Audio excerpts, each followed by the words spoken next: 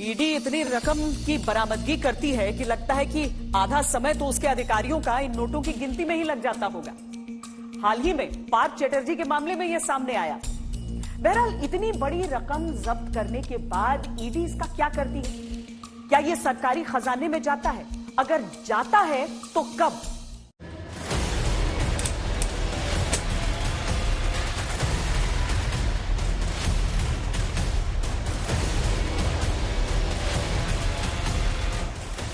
नोटों के अंबार पर ईडी कुछ इसी तरह अपना सिग्नेचर छोड़ती है। मामला कोई भी हो, आरोपी कोई भी हो, नोट मिलेंगे तो ईडी अपनी पहचान छोड़ेगी। 13 घंटे 8 बैंक कर्मचारी, 4 कैश काउंटिंग मशीन लगी, तब जाकर ईडी को पता चला कि अर्पिता मुखर्जी के पास से कितनी अवैध दौलत बरामद की गई। लेकिन बेशुमार दौलत जो ईडी रिकवर करती है, उसका क्या होता है? जो संपत्ति प्रवर्तन निदेशालय अटैच करता है, क्या वो फौरन सील कर दी जाती है?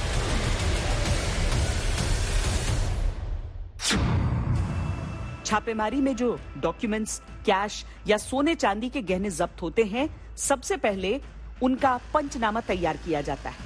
उसके बाद इन्वेस्टिगेटिव ऑफिसर उस पर साइन करता है। पंचनामे में 2 स्वतंत्र गवाहों के साइन भी लिए जाते हैं। साथ ही आरोपी का भी हस्ताक्षर लिया जाता है।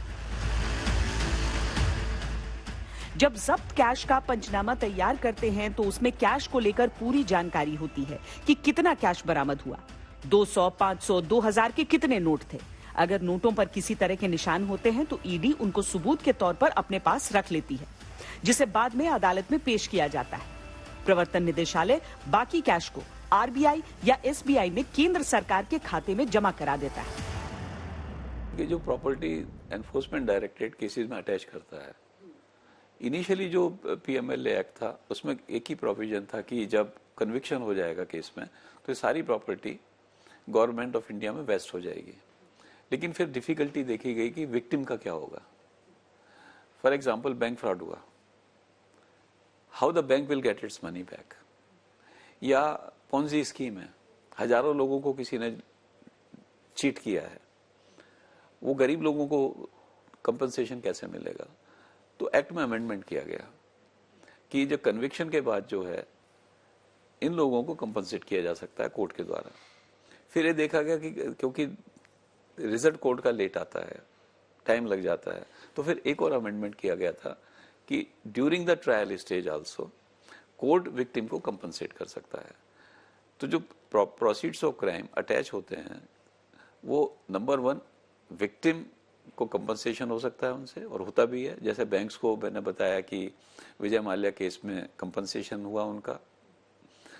सेकेंडली, वो प्रॉपर्टी गवर्नमेंट ऑफ इंडिया में वेस्ट हो जाती है जो बची हुई रहती है। अगर ईडी की रेड में गहने बरामद होते हैं, जैसे कि पार्थ चटर्जी और अर्पिता मुखर्जी वाले मामले में भी हुआ, तो उसे उसका भी पंचनामा तैयार करना होता है। इस बात की पूरी जानकारी दर्ज की जाती है कि कितना सोना, चांदी और दूसरे जेवरात बरामद किए गए। उनकी कीमत का ब्यौरा लिखा जाता है। ईडी पंचनामा तैयार करने के बाद उसे सरकारी मालखाने में जमा करा देती है। ईडी के पास पीएमएलए के सेक्शन 5(1) के तहत संपत्ति को अटैच करने का अधिकार है। जब ईडी किसी भी प्रॉपर्टी को अटैच करती है तो उस संपत्ति की खरीद बिक्री नहीं की जा सकती। ईडी पीएमएलए के तहत 6 महीने तक ही किसी की संपत्ति को अटैच कर सकती है। इस दौरान ईडी को अदालत में अटैच प्रॉपर्टी को अवैध साबित करना होता है।